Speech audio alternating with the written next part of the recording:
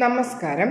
2025 May 18 Rahu മീനം രാശിയിൽ നിന്നും കുംഭരാശിയിലേക്ക് ചേക്കേറുന്നു. 18 വർഷങ്ങൾക്ക് ശേഷം രാഹു 5-ാം ഭാവത്തിൽ വരുന്നു. അടുത്ത 1.5 വർഷത്തേക്കായിരിക്കും ഈ സ്ഥാനമാറ്റം. തുലാരാശിക്കാർക്ക് നല്ല കാലം വരുന്നു. മെയ് 18 വൈകിട്ട് 5:08 PM ഈ രാശിമാറ്റം സംഭവിക്കുന്നത്. അതും ഡിസംബർ 2026 വരെയാണ് ഈ മാറ്റം. ഷോർട്സ് വീഡിയോ കാണുന്നവരാണെങ്കിൽ ചാനലിൽ ഡീറ്റെയിൽ ആയിട്ടുള്ള വീഡിയോ ഉണ്ട്, ദയവായി പോയി കാണുക. രാഹു ഇപ്പോൾ ഇരിക്കുന്നത് 6-ാം ഭാവത്തിലാണ്. അപ്പോൾ 6-ാം ഭാവത്തിൽ അവിടെ ദേവന്മാരുടെ ഗുരുവായ ജൂപ്പിറ്റർ ബൃഹസ്പതിയുടെ കൂട്ടത്തിലായിരുന്നു രാഹു എന്ന് പറയുന്നത് ഒരു ഷാഡോ പ്ലാനറ്റാണ്. രാഹുവിന് എന്തും തരാനുള്ള ഒരു കഴിവ് ഉണ്ട്. അപ്പോൾ ഇത്രയും കാലം എന്താണ് നിങ്ങൾക്ക് കിട്ടാഞ്ഞത്? അത് ഗുരുവിൻ്റെ കൂട്ടത്തിൽ ആയിരുന്നതുകൊണ്ട്. ഗുരു എപ്പോഴും ഗുരു തന്നെയാണ്. ഗുരു വേറൊരാളെ കൊണ്ട് ഒന്നും ചെയ്യിപ്പിക്കത്തില്ല. ഗുരുവിന് ഇഷ്ടമുള്ളത് മാത്രമേ ചെയ്യുകയുള്ളൂ. അതുകൊണ്ടാണ് ഇത്രയും കാലം രാഹുവിന് ഒന്നും നിങ്ങൾക്ക് തരാൻ പറ്റാഞ്ഞത്. ഇതായിപ്പോൾ രാഹു സ്വന്തം കാരകരാശിയിൽ, സ്വന്തം മിത്രത്തിൻ്റെ രാശിയിൽ രാഹു പോകുന്നു. അപ്പോൾ രാഹുവിന് എല്ലാം ചെയ്യുന്നതിനുള്ള ഒരു ഫ്രീഡം കിട്ടുന്നത് കൊണ്ട് നിങ്ങൾക്ക് ആവശ്യമായ കാര്യങ്ങൾ എല്ലാം തരുന്നു. അതും നിങ്ങളുടെ മൈൻഡ് സെറ്റിനെ നിങ്ങൾ കൺട്രോൾ ചെയ്യുക. നിങ്ങളുടെ കയ്യിൽ ഒരു വലിയൊരു വാഹനമുണ്ടെന്ന് വിചാരിക്കും. ആ വാഹനം നിങ്ങളുടെ മനസ്സും രാഹു എന്ന് പറഞ്ഞ ഡ്രൈവറുമാണെന്ന് ചിന്തിക്കും. അപ്പോൾ നിങ്ങൾ ഉദ്ദേശിക്കുന്ന, നിങ്ങൾക്ക് നല്ല രീതിയിൽ കൊണ്ടുപോകാം, നല്ല സ്ഥലത്ത് നിങ്ങൾക്ക് കൊണ്ടുപോകണമെങ്കിൽ ആ ഡ്രൈവർ നിങ്ങളെ അവിടെ കൊണ്ടെത്തിക്കും. അതുപോലെ തന്നെ നിങ്ങളുടെ മൈൻഡ് സെറ്റ് ശരിയില്ല, നിങ്ങളുടെ ഹാബിറ്റൊന്നും ശരിയില്ല, നിങ്ങൾക്ക് അങ്ങനെയുള്ളൊരു ഗോളൊന്നും ഇല്ലെങ്കിൽ രാഹു അവിടെയും കൊണ്ട് എത്തിക്കും. അതുകൊണ്ട് എല്ലാവരും ചെയ്യേണ്ടത് എന്തുവാണ്?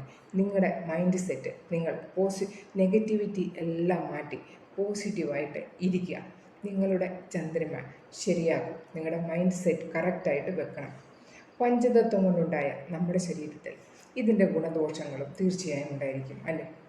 അതിനെ കൺട്രോൾ ചെയ്ത് കറക്റ്റ് ദിശയിൽ നയിച്ചാൽ എല്ലാവരും പോസിറ്റീവ് എനർജി എല്ലാവരും അനുഭവിക്കുകയും ചെയ്യും. ചുരുക്കത്തിൽ നമ്മുടെ ഉള്ളിലുള്ള നെഗറ്റീവ് എനർജിയെ പുറന്തള്ളി ബാഡ് ഹാബിറ്റുകൾ ഉണ്ടെങ്കിൽ, അതുപോലെ തന്നെ മദ്യം, മത്സ്യമാംസാദികൾ നിങ്ങൾക്ക് ഒഴിവാക്കാൻ പറ്റുന്നവരാണെങ്കിൽ തീർച്ചയായും അതെല്ലാം ഒഴിവാക്കി ജീവിച്ചു നോക്കൂ. അപ്പോൾ അതിൻ്റെ പ്രയോജനം നിങ്ങൾക്ക് മനസ്സിലാവും. അതുപോലെ തന്നെ ഒരു ദിവസം വെള്ളം കുടിക്കുക. 3 ലിറ്റർ മിനിമം 3 ലിറ്റർ വെള്ളമേലും കുടിക്കണം. ചന്ദ്രമ എന്ന് പറയുന്നത് ചന്ദ്രമയുടെ സ്വാമി ജലതത്വമാണ്. അപ്പോൾ ചന്ദ്രമ ശരിയായാൽ മാത്രമേ ഉള്ളൂ നമ്മുടെ ജീവിതത്തിൽ നമുക്കും അതിനുള്ള ഒരു ഉയർച്ച കിട്ടത്തുള്ളൂ. അപ്പോൾ എല്ലാവരും ഈ കാര്യങ്ങൾ ശ്രദ്ധിക്കണം. അപ്പോൾ രാഹു നിങ്ങൾക്ക് തരാൻ പോകുന്ന കാര്യങ്ങൾ ഏതൊക്കെയെന്ന് നോക്കട്ടെ. സന്താന ലാഭം, ജോലിയിലെ ഭാഗ്യം, വിദ്യാഭ്യാസ രംഗത്തെ ഇൻവെസ്റ്റ്മെൻറ്റ് ചെയ്യുന്നവർക്കാണെങ്കിൽ ഏറ്റവും നല്ല സമയമാണ്.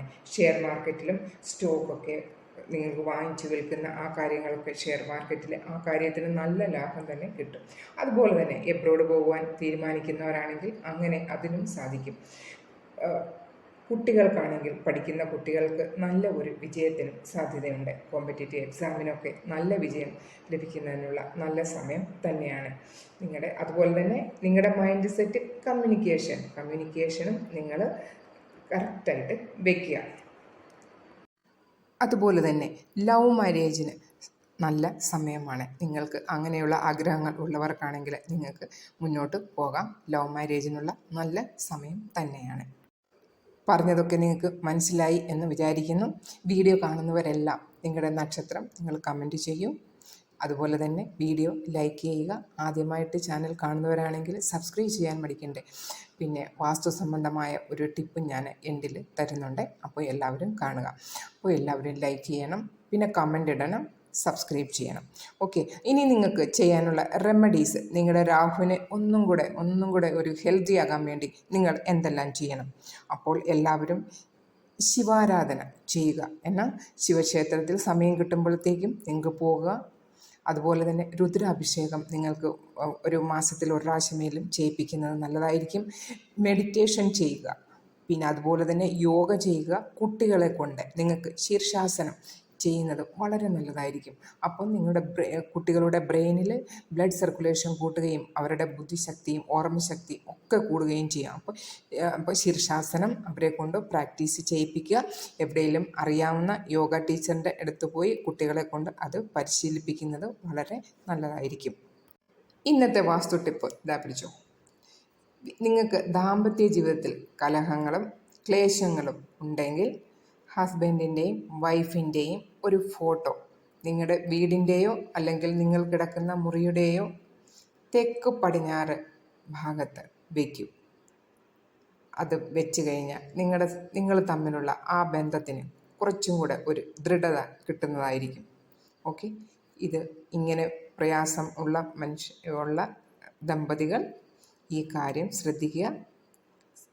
കഴിഞ്ഞ് നിങ്ങൾ ഫോട്ടോ വെച്ചതിന് ശേഷം നിങ്ങൾക്ക് കിട്ടുന്ന മാറ്റം എന്തെങ്കിലും ഉണ്ടെങ്കിൽ നിങ്ങൾ വന്നിട്ട് കമൻറ്റ് ചെയ്യൂ.